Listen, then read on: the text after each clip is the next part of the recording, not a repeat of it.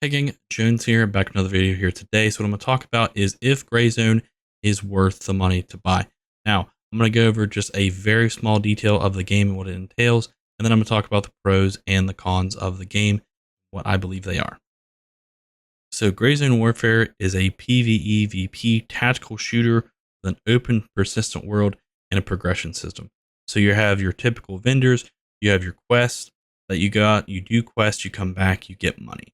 It's basically the premise of the game. I'm not going to talk about all the details, I just want to give a small overview of the game. Now, people like to compare this to Tarkov because it has a similar MO. They have these different vendors that give you things, they have tasks that they give you, you go out in the world, you complete them, you come back, you get money, gear, and then you do the whole process all over again. So that's one of the reasons why people like to compare it to Escape from Tarkov. I'm going to leave a link at the top of the screen here, me talking about how I do not believe this game is Escape from Tarkov, is trying to be its own separate game, and I still do believe that. Another game that people have to compare this to is Ghost Recon, because you are in PMC, you go into this massive 42 square kilometer world, you experience 1,000 AI, and you do these missions to further your cause. So I can totally appreciate where the Escape from Tarkov Ghost Recon Wildlands is. People like to compare it to Arma and DayZ. I have played neither of those games, so I'm not going to give you an opinion on that because it would be ill-informed, and I'm not going to talk about stuff I don't know about. Now, to give some perspective on the game itself, it does come with 150 missions, and like I said, you go out and do those missions, you come back and get gear.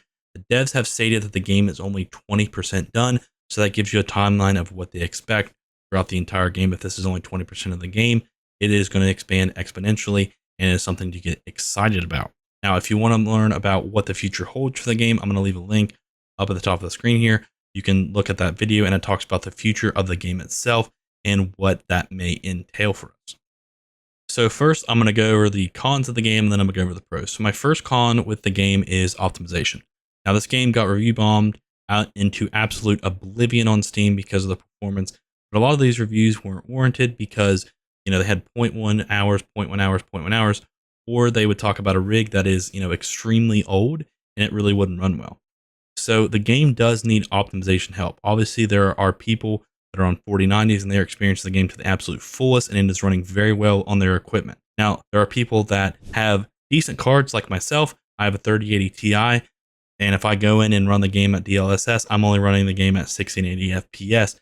Now, that's not that big of a deal because the game is a slow-paced tactical shooter, but I would just like to see it better optimized, not only just for me, but for more people to come in and experience the game. If you do not have their recommended specs, you will not run the game more than 60 FPS unless you switch to FSR. I personally like the picture quality of DLS better than FSR, but with FSR, you can expect to gain between 20 and 80 FPS like I did. If I run on DLSS, I run between 60 and 80. If I run on FSR, I run between 115 to about 140. It varies. But I do believe the game does need to be optimized to just run better and be able to be accessible by more people. The next con that I'd like to talk about is the economy. I feel like the economy is in a bad place right now, and that could potentially be because of the internal testers and they didn't have, the massive audience that they do with EA. So the economy right now is very lackluster because it is so easy to get things and it is so easy to make money. So for example, around level 6 or 7, you'll have missions that you get, and if they don't give you gear, they're going to give you, money, of course. So the money that you get is around 4 to 5K, and if you're around level 6 or 7, you are going to be able to buy an entire kit, not just the gun, ammo. I'm talking the gun, ammo, rig, food, water, medical supplies, everything for 4 to 5K or even less than that to go out into the world. So if you complete one mission, you get a full kit.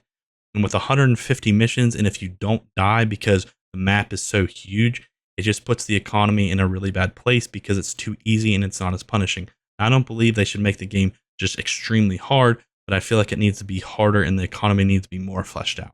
So continuing on with the economy, I'm going to talk about the loot. The looting system right now is very empty, in my opinion.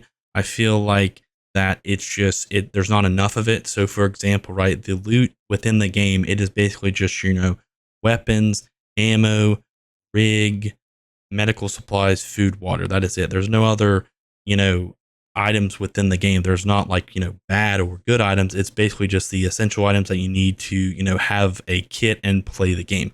I feel like there definitely needs to be items in the game that provide value just straight for money, or that you can do certain things with, or whatever that may be. I feel like there needs to be more fleshed out looting system, because right now it is literally just the essentials of a kit itself and to play the game. So there needs to be some type of loot that is provided to players outside of just using them for their kit itself.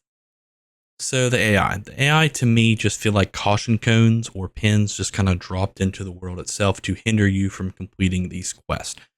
So essentially they're just walking around mindlessly, or they're not even walking around. They're just outside of a building. They're very rarely in a building, and they're just kind of in your way to hinder you from completing these quests.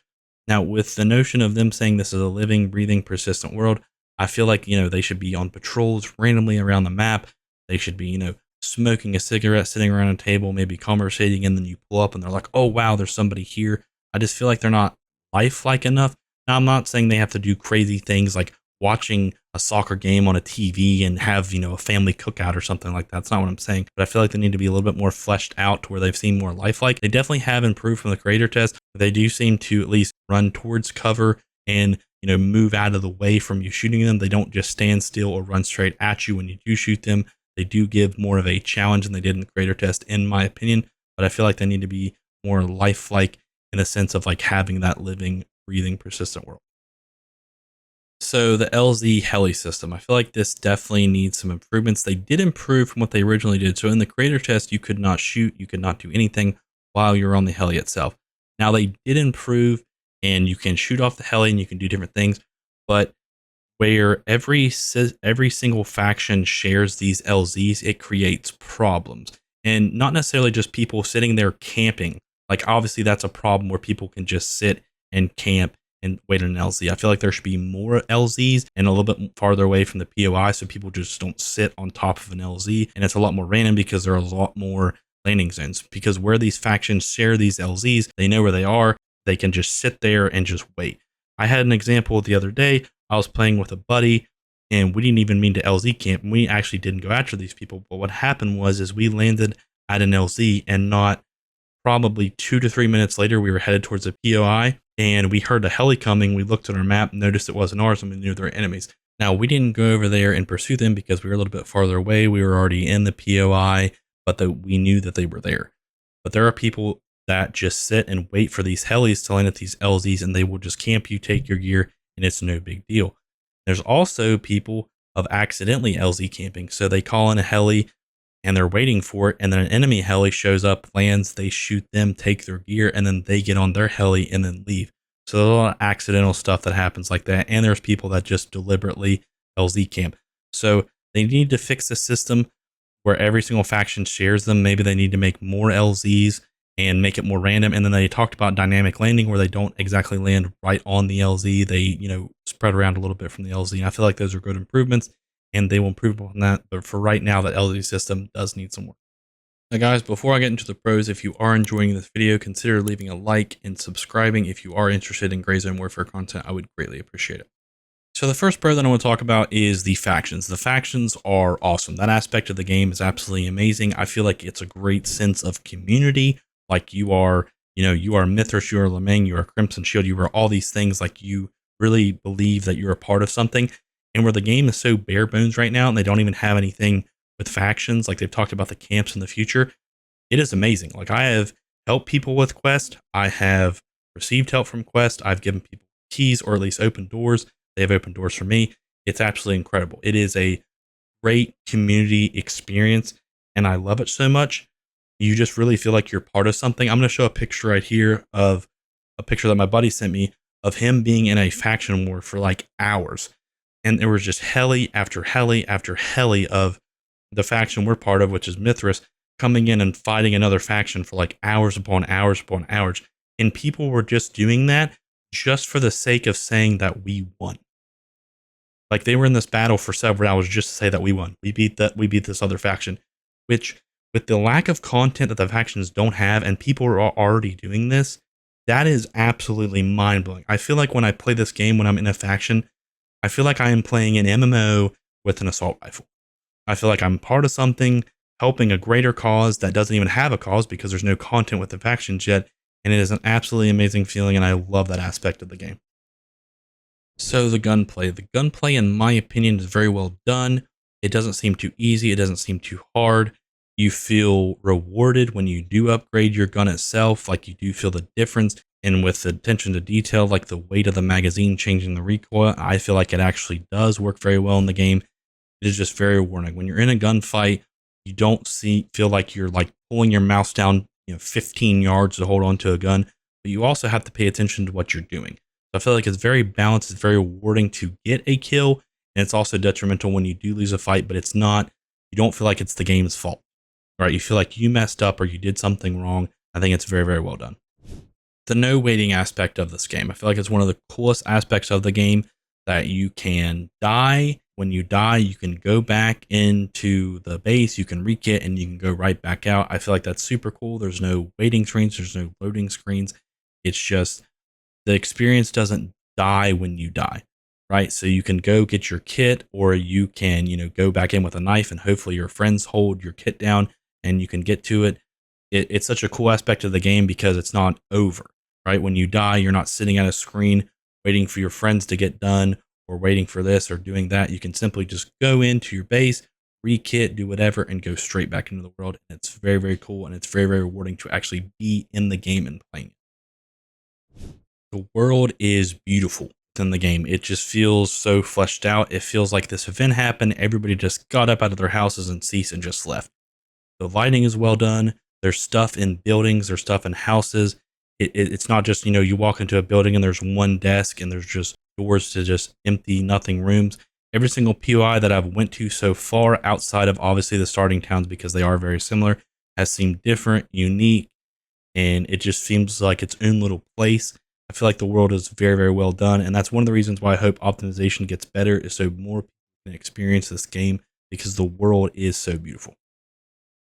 Grazy Zone Warefare has massive potential. Now, I know we talk about a lot of games and how they just end up in this dev cycle that never gets finished, but the game seems bare bones right now, in the sense, I know that has 150, different quests and stuff like that, but they have nothing with the factions right now except being part of a faction. They don't even look any different.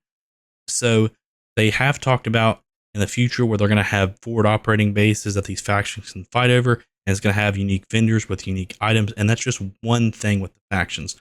And they just have so much potential to just blow this game up and just make it full of content that we can enjoy. And another thing I want to talk about, the potential of the game, is the devs.